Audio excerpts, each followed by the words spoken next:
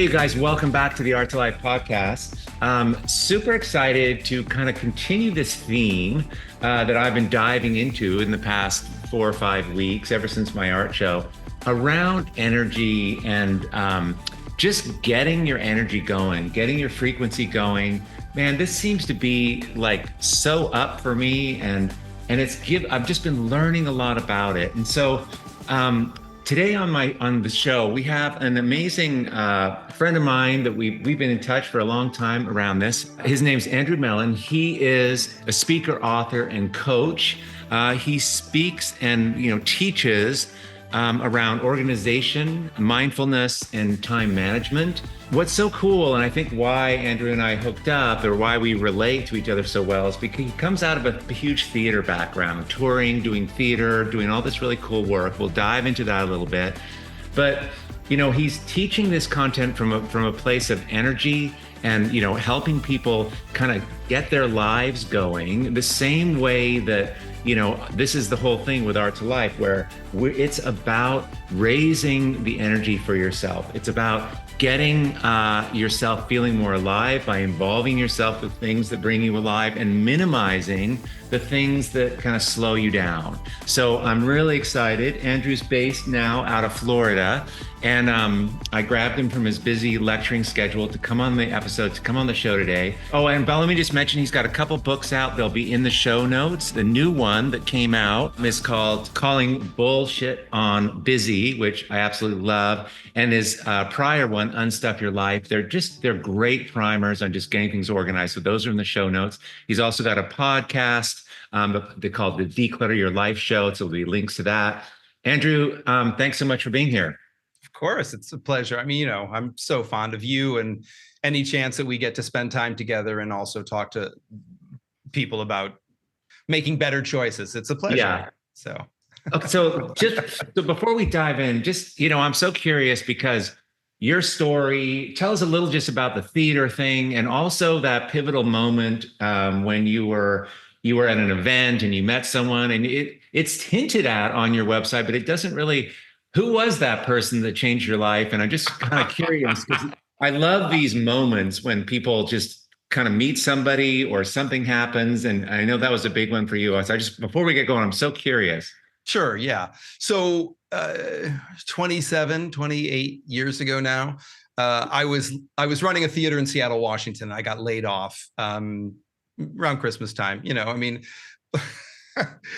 It still stings a little bit, but I'm mostly over it by this point, right? Like I was doing a Christmas show at the Seattle Repertory Theater, and meanwhile, my board of directors locked me out of the theater that I was running in Seattle. So I came back east when that gig ended and that show ended. I came back east to which is where I had come from, New York, DC, and. I got a gig co-producing an award ceremony at the Kennedy Center. One of our awardees was a Nobel Peace Prize winner. It was Elie Wiesel. I went to his office. Oh my God. Yeah. Wow. Yeah. Okay. I went to his office to get some photographs. They were a mess. Things were mislabeled. They'd been lent out, not returned. So I spent 2 or 3 hours digging through his files and pulled together probably 20, 25 images that I was going to use to create a slideshow when he came up to the stage to collect his award. In the process of doing that, he and his wife sat me down and said, so, tell us your story. Who are you? Where do you come from? What are you doing?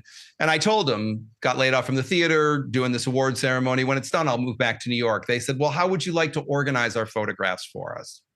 It's like, oh my God, this would be a tremendous honor. I would love to organize to dive into his life and everything. Oh my God. Yeah. Well, and just service. I mean, he's such a mensch, right? I mean, he's done such amazing things in the world to be supportive of somebody of that caliber. Like, it's a no-brainer. Of course I would. Yeah. Wow. So we make a date for me to go to work, which I think was December 20th, 1996.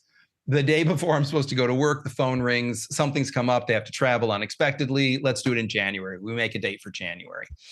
January rolls around. The day before I'm supposed to go to work, the phone rings, something's come up. February, phone rings, something's come up. March. In March, the phone rings and they say, when we're ready to proceed, we'll get back in touch with you. So I don't go to work for them. But in those 4 months, I tell every living soul, I've got this amazing gig. I'm going to create a comprehensive photographic archive for a Nobel Peace Prize winner. Oh, wow. Right. Yeah. Yeah. So that leads a friend of mine that I'm doing some copy editing with to refer me to her accountant. Accountant needs a filing system. I build the filing system for the accountant.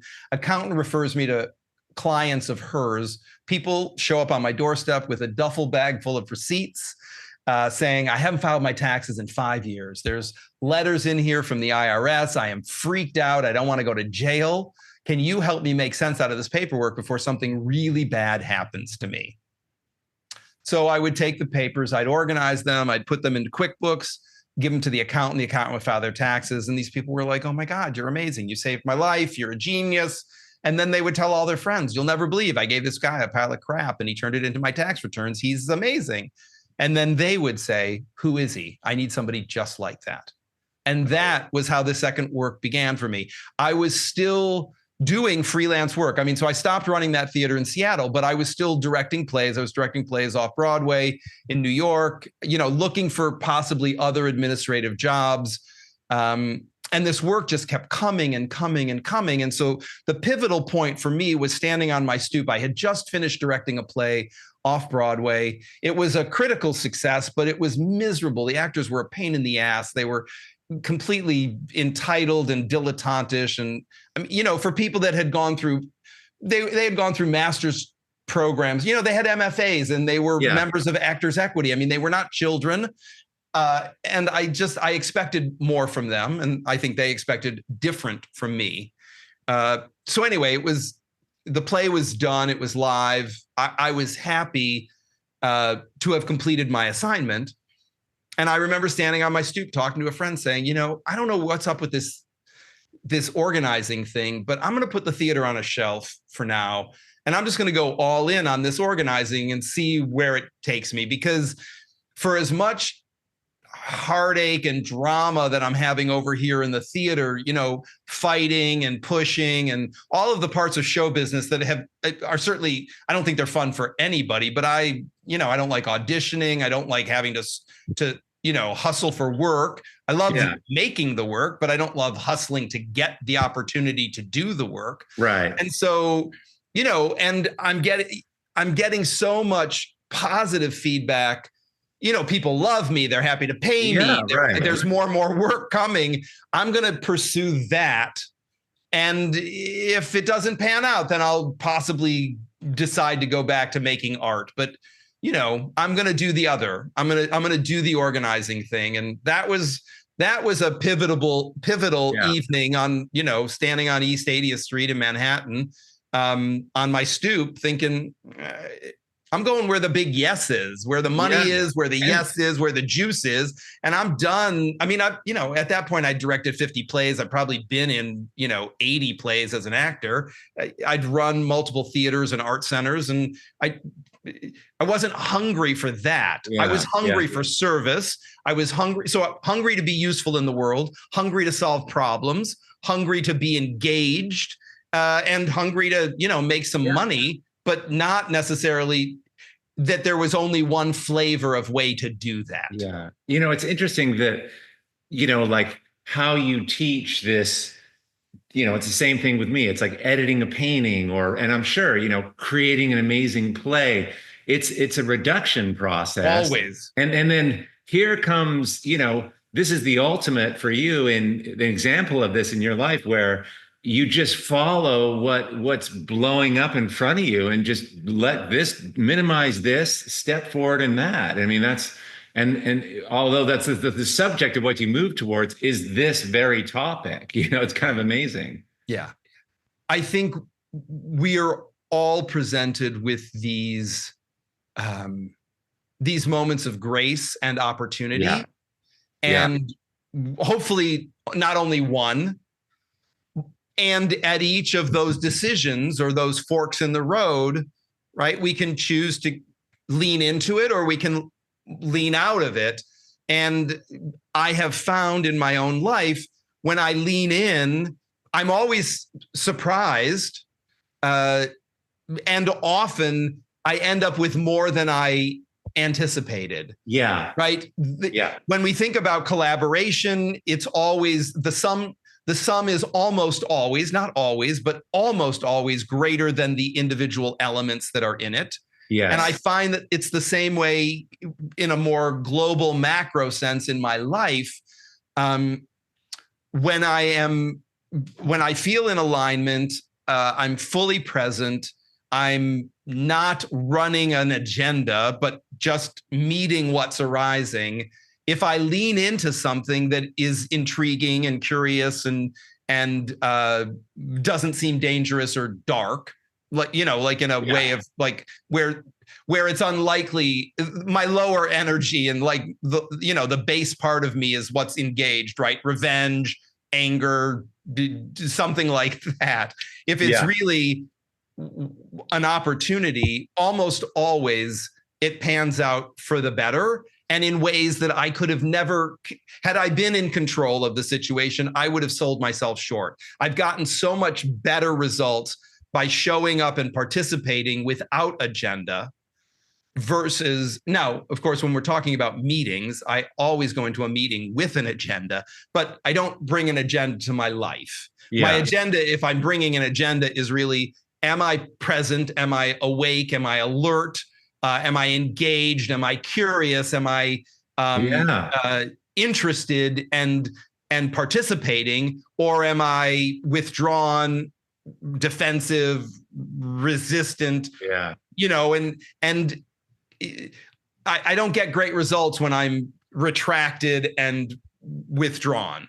It's so interesting because the way of being that you're kind of like shooting for is the way that you make great work. That sort of flow state, this being present, being curious. I mean, Andrew and I were talking a few minutes before this started, and I was saying, yeah, I'm doing this podcast, and we're talking about the challenges, and it takes so much time, and I'm just like, it's crazy, but what I love about this podcast, I feel like, I mean, it's cool to like put stuff out in the world and all that, but I learn so much, and I get to collaborate. And it's really true. I come away from these conversations. It's like, this is, so I've just moved to, that's like why I'm doing it. It pays off I just feel like this is an amazing Friday kind of thing, but I love how you're describing this ways of being. Like, that's where we want ourselves to end up, in that way. We can be that way more in our life. Then there's just more opportunities, more things we notice. And if you're a maker, it's the way you want to be to make stuff. And your life is just this blank canvas that you're creating. Yes. I was at this Joe Dispenza workshop, and it was really interesting. He made this connection around when we are stressed, meaning, and and I want to hear how you describe stress, because I know you help people de-stress by organizing and all the things. But when we're stressed, we tend to focus on externalities, all the things like, oh my God, the traffic, or my mom's coming, or I'm not going to sell my paintings, or what. It's all external, which takes us all the way away from those states of being. Where we want to be is like more kind of internal, or at least a little bit more connected to the inside of us. But I just thought that was really interesting, connecting stress to externalities. Mm-hmm. So we're talking about ways of being on this episode, right? And how to be in the most creative state, and the energy that generates. And Andrew described, a life that can feel like you're sitting in traffic. And I so related to that, because coming here, I tried to go to this hardware store, and I took the wrong exit, and the one that's going to be trafficy. And I was so pissed that I was sitting in traffic. Mm-hmm. But that's such a good metaphor for the complex, cluttered, whether that's your bathroom closet, or, so to bring us into that world, like how the physical world relates to the emotional world, and how that works, and, just how you speak to that and coach that, because I love it. Yeah. Well, you were talking about how this feeds you. And Yeah. For me, it feeds me as well. I'm a huge introvert. I mean, I'm super comfortable on a stage talking to 10,000 people. And at the same time, that costs me emotionally, right? So after something like that, I want to be alone with, food, but one-to-one conversations are the things that feed me. So I get amped up by, it's why this is, when we think about this activity of you and I having a conversation, and it is also, I mean, we understand that other people are listening and we're talking towards their benefit as well. And I get value out of this as well, because connecting with you, specifically you, but anybody who's smart and thoughtful in the world, and specifically you, feeds me. It elevates me. It keeps me engaged. And it's the antidote to the just service part of giving it away. And the external delivery of something, this recharges the battery for me. So that I just wanted to say that. Oh, okay. Yeah, no, absolutely. Absolutely. Yeah. So now when we talk about clutter, physical clutter primarily, right? If we start on the surface with disorganization, things on the kitchen counter, not knowing where your keys are, or your phone is, not having a home for the mail, those kinds of things.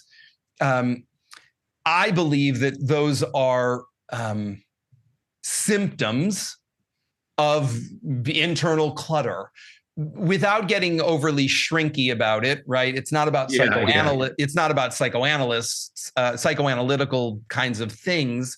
It's really just, are you muddled? Often clutter, the definition of clutter is deferred decisions. The things that you set down and keep walking, they're just decisions you didn't make in real time. And so if you think about that, what's your emotional, spiritual, psychological state that you were so muddled or so overwhelmed or beleaguered or rushed that you didn't have adequate time to make the decision? So you just set it down and said, I'll get back to it later. And you meant it. You didn't think you were lying to yourself when you said, I'll get back to it later. You thought later was going to arrive. And that moment you'd put it away. The problem is when later shows up, you're stacking something else on top of the thing, telling yourself again, well, now all of these things are going to go the same place. So I'm actually, this is good time management. I'm making a little pile of things that I'll deal with later, not right now, but later I'll get to them. And in the meantime, there's a fire I have to put out, not literally, hopefully, but there's some sort of crisis, some critical thing that I must do. And then I'll deal with these other things when I have more time. There is no more time. What we know is this moment is the only moment when we have agency to do anything. We can't do anything about the past. It's gone. And we hope we get to the future, but there's no guarantee. And and the reality is that when we get to the future, it's the present anyway. So the future, you can't do anything in the future. You can only do things in the moment. And so if you tell yourself, well, I'm just going to drop the keys on the kitchen counter and I'll put them away later. I'm going to, just drop the mobile phone on the coffee table or on the dining room table, and I'll put it where it belongs later. I'll hang up my shirt later. I'll do the laundry later. I'll empty the dishwasher later. You're just stacking up a bunch of stuff that you're never going to have enough time in the future, which is just a later version of the present, to clean it up. So you're basically time debting. You're stealing time from the present moment. And then just like with credit card debt or any other unsecured debt, eventually you're going to have to pay for it, not to mention that you're paying interest on it, which is the stress, the overwhelm, all of those feelings. That's the interest on the deferred decision. Is not only do you not know where your keys are, but the anxiety and the stress and the time compression that you're feeling as a result is the interest on that debt. Yes. I love that. Here's a challenge that I have, and this conversation is so perfect because Cherie and I were talking this morning, and we're leaving for a little trip, and there's just a ton of things to do, and I'm pretty good at like thinking strategically, like, okay, well, I'll put my keys there.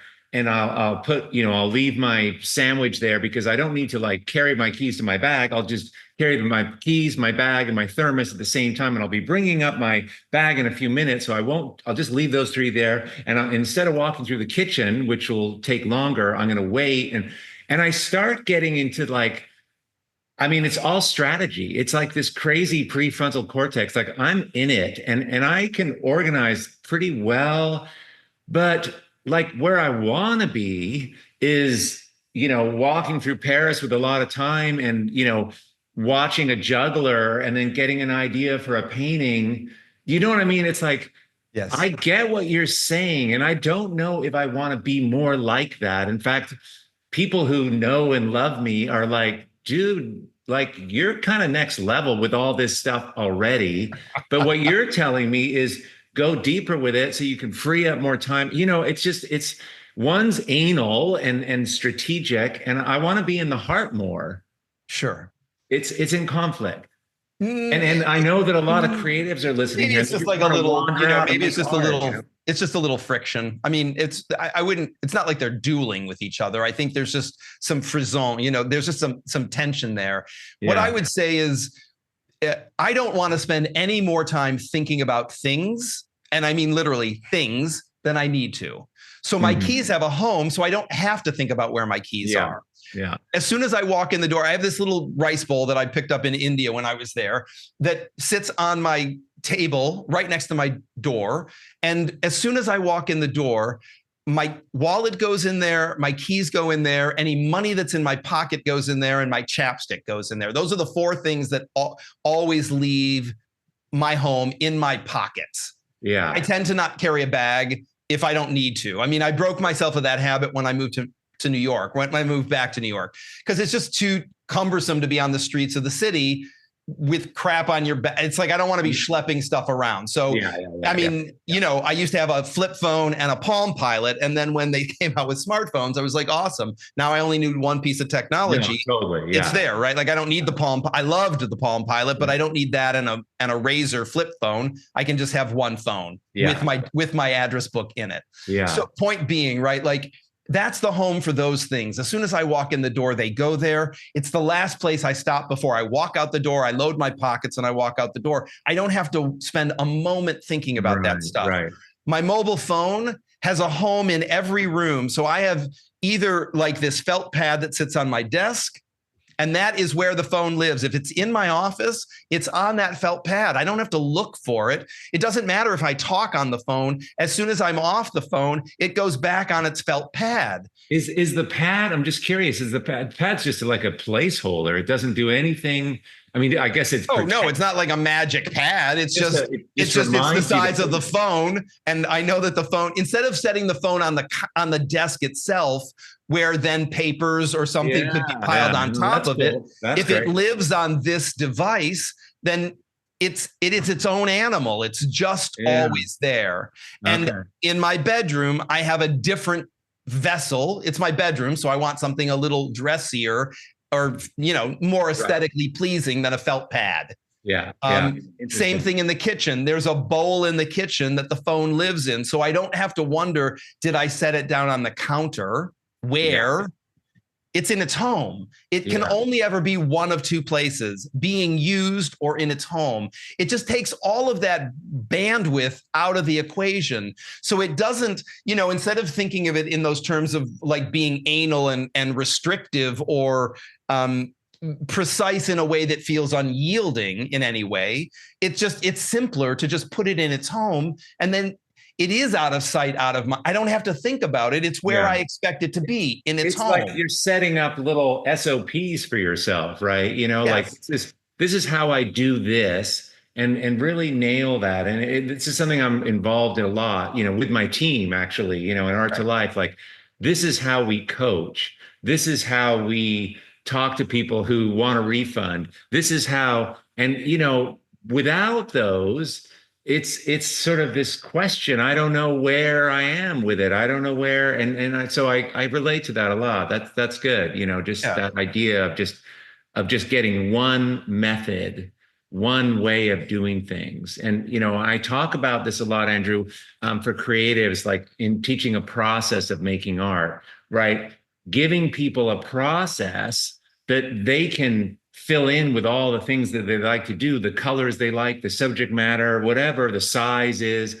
But if they can learn a method, an approach, then at least that part in the world of creativity, art, is like that's solid, and you just keep doing that again and again and again. But there's wild creativity that comes in, so it's this juxtaposition of organized clarity and then complete like unknown and wow, wonder and nuts. And I love the bringing those two things together. Yeah, well, I mean, the less time you can spend thinking about the stuff, there's that thing, there's that, small people talk about other people, slightly elevated people talk about stuff, and then, really elevated people talk about ideas.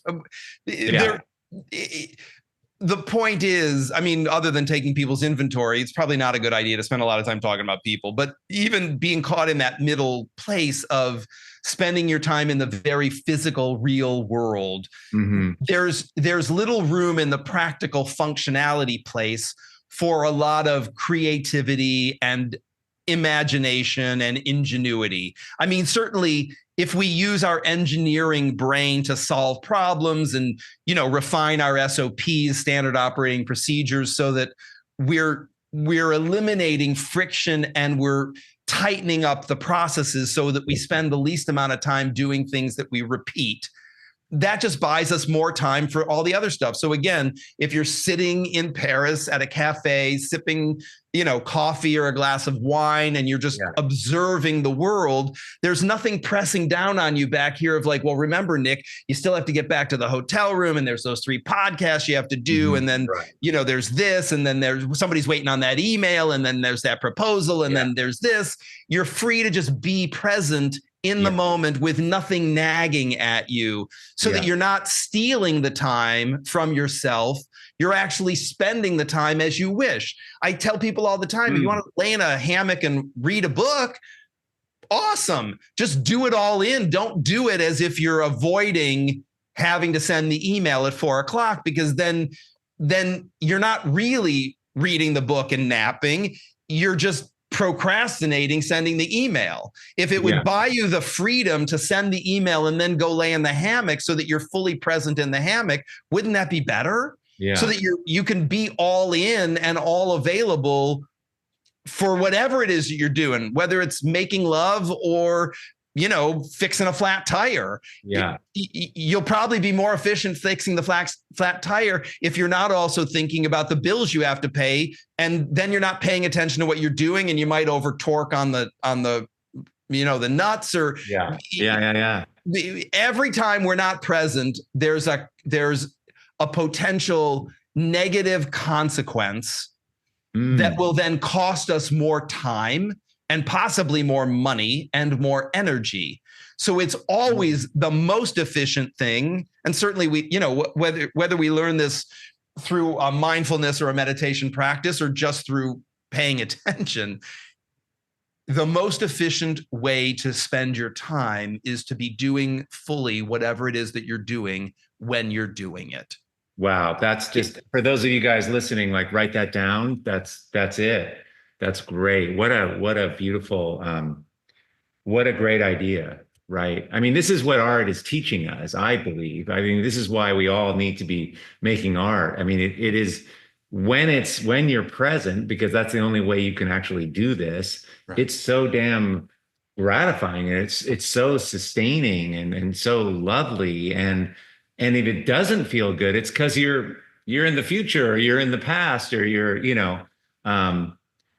that's beautiful way to think about it. I love that. I love this idea that, you're going to pay interest on ways of being if you're veering off into other alternatives besides being present. That's so cool. Hey, we're going to do a quick breakaway for a minute to tell you about something very cool from Art2Life happening right now this week. Once a year, we offer one of our signature courses, Spark. Spark is a 21-day online adventure to reconnect with what brings you alive. Spark does one thing. It will reignite who you are and who you're becoming using art. It's for all levels of artists, from the total beginner to the professional and everyone in between. So if you're ready to get your creative fire blazing, not just in your art, but also your life, then go to sparkartlife.com to enroll.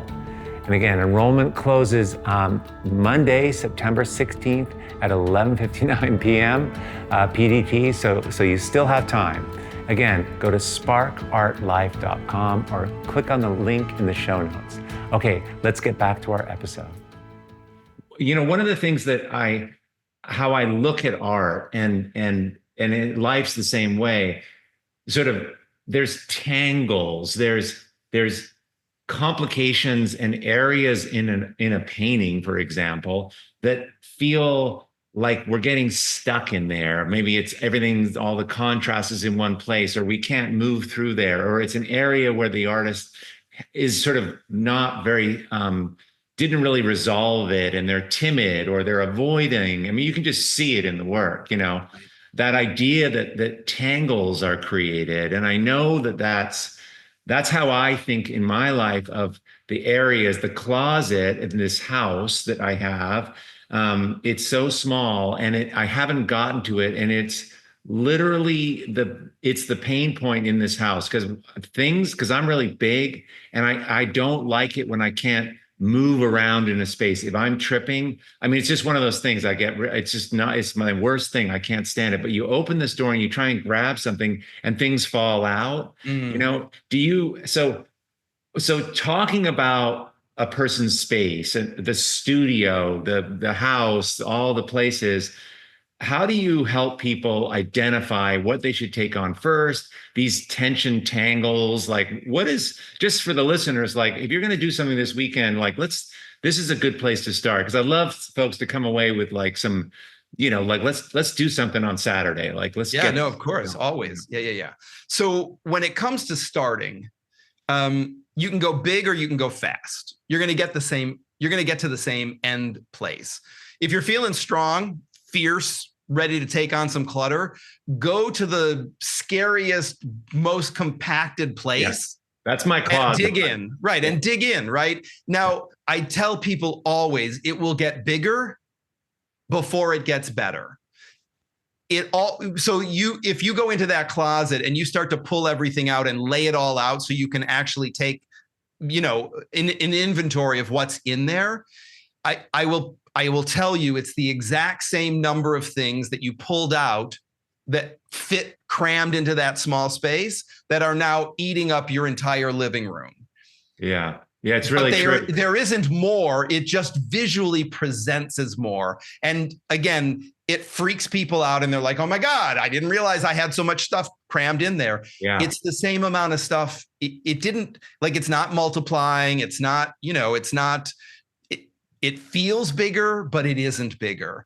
You just now understand, oh, there were 14 USB cables shoved into a knot in that corner. There were 2 dead printers and 14 toner cartridges. There were, you know, leftover boxes that I never broke down and put in the recycle bin.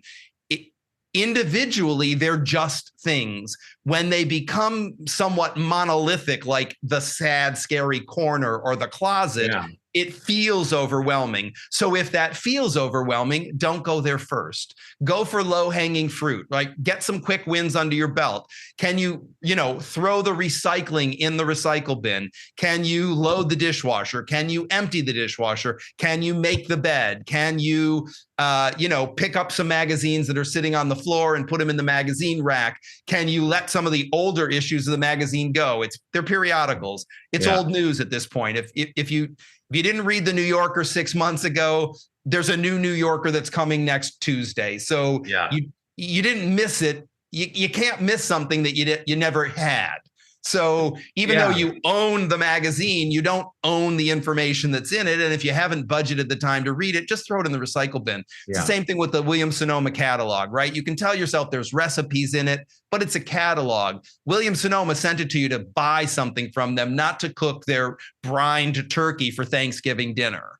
right? Yeah. That's a byproduct to get. I mean, they're smart. So they hook you in with like, here, this is how to brine a turkey in our $250 all clad turkey roasting pan. Yeah. It's a great roasting pan, but the whole point was to get you to buy the roasting pan, not necessarily just to brine a turkey. So that can go in the recycle bin. All of these things that are creating that kind of stuff constipation, right? You're just giving yourself a big stuff enema. You're going to either go to where it's most compacted, or you're going to, again, go just in and knock off as many little things as you can to get some momentum and get some steam going. Failure breeds failure. Success breeds success. Yeah. So if you're going to get the steam up by making lots of little wins, that's great. You don't have to go to the dangerous, scary place to be in. But certainly, if there's stuff on your kitchen counters, if there's stuff on your nightstand, if there's stuff on the floor next to your nightstand, if there's stuff on your dresser, if there's stuff on your bathroom sink, go there and get rid of everything that is that you can easily let go of without a lot of fretting or thinking. If you have to spend time thinking about it, that's not where you're going to go fast, right? So It's easy to figure out the recycling. You're not going to keep it. It's just meant to be recycled. Yeah. So then just recycle it, right? You don't have to spend a lot of time thinking about, well, should I keep, maybe I could take this leftover food container and turn it into a storage container. No, totally. Like one thing that gets me down. So I like pull all this closet. And by the way, when you describe the unbroken down cardboard boxes, the printer and and the cables, the technology stuff, those are in that closet totally. Yeah, which I'm not surprised. Me up. You've like listed it. I got all this stuff laid out in the living room. What's the criteria? What are the questions that can be helpful in letting go? I've heard things, and I try to be like, well, if I haven't used it for 6 months, throw it away, and I don't know. I mean, what are some ways for us to make quick decisions? Because it's the decision making that kills us. Sure. It's just exhausting trying to do I have a use for it? Does my daughter want this? Was this something? I'll put it here. I can't stand it. And I didn't even know I had this thing 10 minutes ago. And now suddenly it becomes a frontal cortex issue, but yeah. I love some what's the question? What's the clarifying cut through the chase of this thing so we can get this stuff out of our lives? Give me 1 minute and I'm going to actually, because I've got these questions and I will find them for us. So these are some questions you can ask yourself as you're looking at the things that are all laying around. Do I really need this? If so, how many do I need? So in your case, right, I don't want to let go of all my USB cables, but if I had 3 USB cables in addition to everything that's already hooked up, would 3 be enough for me to feel like I've got enough if something breaks? Would I feel better if I had 5, or are 3 enough? Yeah, right? Yeah. Am I keeping this only because of a story? So is there just a story of Nick gave it to me when I met him at Rancho La Puerta, and so it has meaning for me, but I never use it. And in fact, I don't like it, but I'm only keeping it because of where it came from. Well, yeah, that's tricky, right? Because that's hard, right? But sure, but you're not the thing, right? Your dad's not the clock. Your grandmother's not the teacup. You're not I don't need to make the object a surrogate for my intimate relationship with you. Yes. I have a relationship with you. If you gave me a sweatshirt, that I was cold, you gave me the sweatshirt, you're like, no, keep the sweatshirt. And then I look, but I wore it because I was cold. So it served a purpose, but it never really fit me well, right? It was either too small or too big, or it's not the right color. But I kept it because Nick gave it to me, right? So when I look at it, the first thing I have is the warm feeling, but right behind that is, but what am I going to do with it? I never wear it. It's not flattering. Yeah. So if that's the natural conclusion of the inquiry, then I can say, I love Nick. I don't have to love the sweatshirt. I can let the sweatshirt go. Yeah. Okay. Good. Okay. Am I keeping this just for someday, in air quotes, right? Someday this will come in handy. Now, certainly I have a toolbox. I have tools that I don't use every day. I have several containers of fasteners. I don't use the screws every day, but I'm not going to get rid of the screws because they fit in their container. And when I need a screw, whether it's a wood screw or a sheetrock screw, I know where the screws are. Yeah, right. But if I'm holding on to the old toaster that I retired when I got the new toaster, just in case the new toaster breaks down, chances are if I replaced the toaster, I'm not going back to the old toaster. I'm going out to the store, to Target or, Best Buy, and I'm picking up a new toaster. I'm not going backwards. We don't go backwards. Right. Oh, God. Okay. Am I keeping this? These questions we'll have in the show notes. We'll get a link there so you can download it. These are fantastic. And as I'm listening, these so relate to making art, by the way.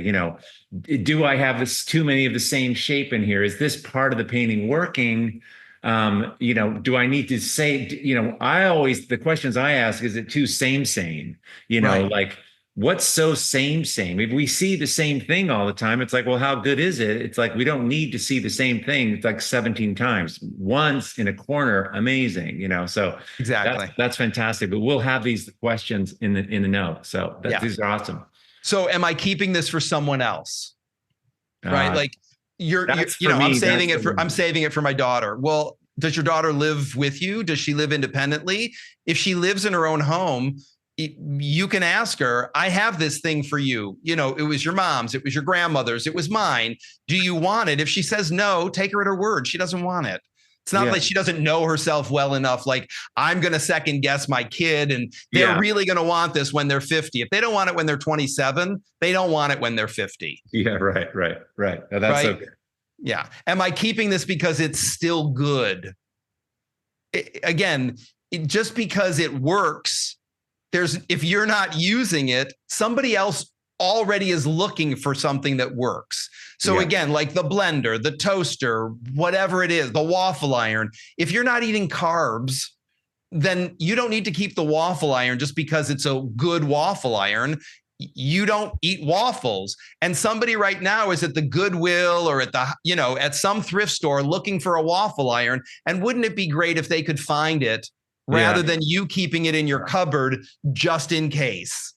I mean, this one just leads a little bit, and I think we should touch on it because it relates, this idea that if I let go of this thing, right, like I might not get another one and it still works, and I might need a toaster, even though I'm not eating carbs right now. Like maybe in the future, there's a self-worth component to this, right? Like the universe is going to provide for me. I can let some things go for other people and have some faith here, right? I mean, that's sort totally of mixed in there. Yeah. You're unlikely to have a toast emergency. And if you need to make toast, you can make toast the way people have made toast all the time. You can make them in your oven, right? You can make it on the stove top. If you let go of the toaster and suddenly discover, I really want a piece of toast. Yeah. Right. The quality of your life, chances are, for anybody who's listening to this podcast, if you've got food, clothing, and shelter taken care of, if you needed to get another toaster, you could get another toaster. Right. So it's that scarcity, it's the glass half empty mindset that's telling you, oh, there'll never be another one of these. I must hold on to it just in case. Life. There are things that you may regret letting go of. I can't tell you that you won't regret letting any of them go. And in the scheme of your life, is that going to be the thing is that going to be the burr in your paw?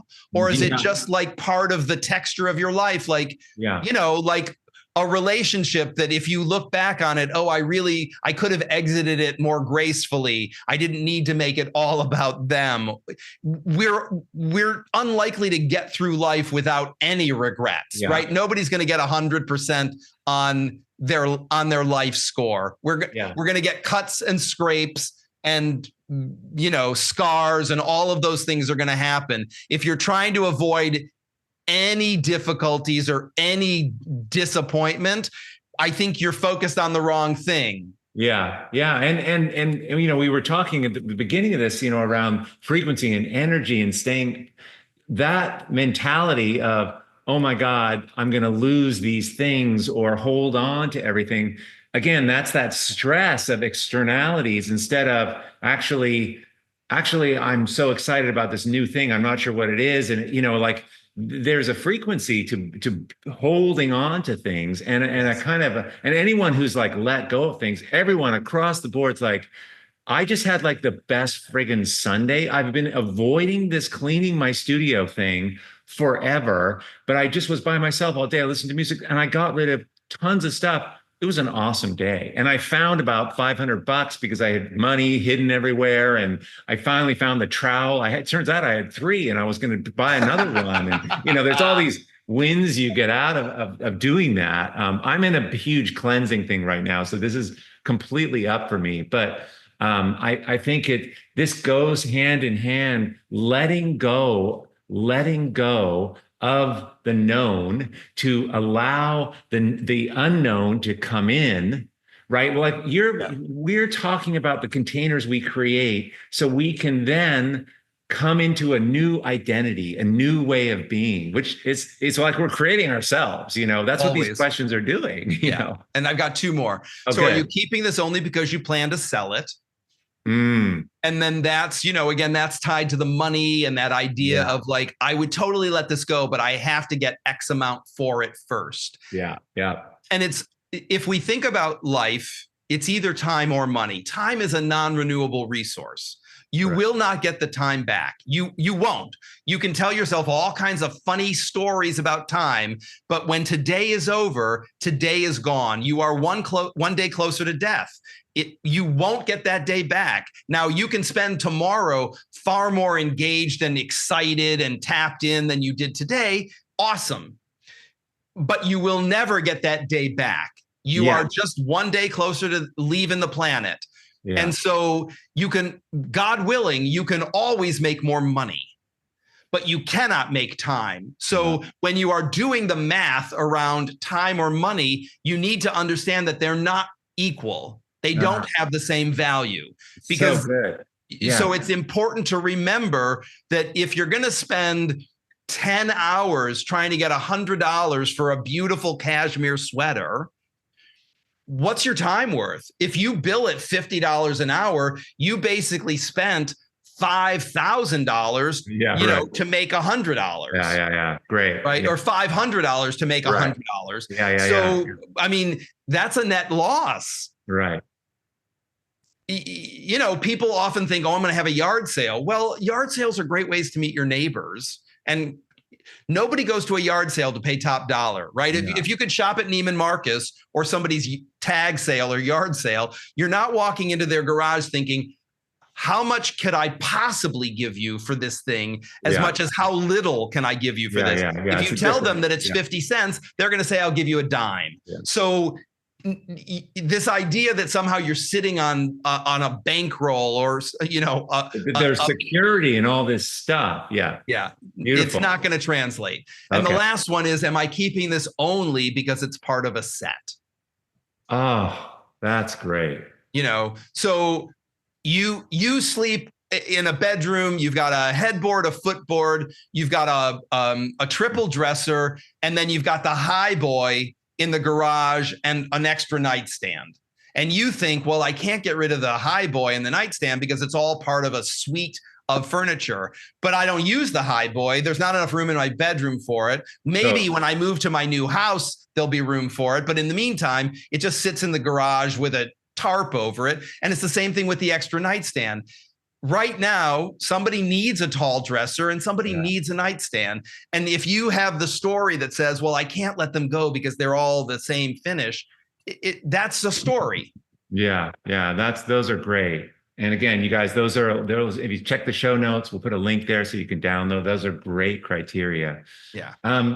This has been amazing. Listen, I'm curious, and just sort of in closing here, like what is the one thing that you tell people that seems to get them on the purging, get them going in a direction where they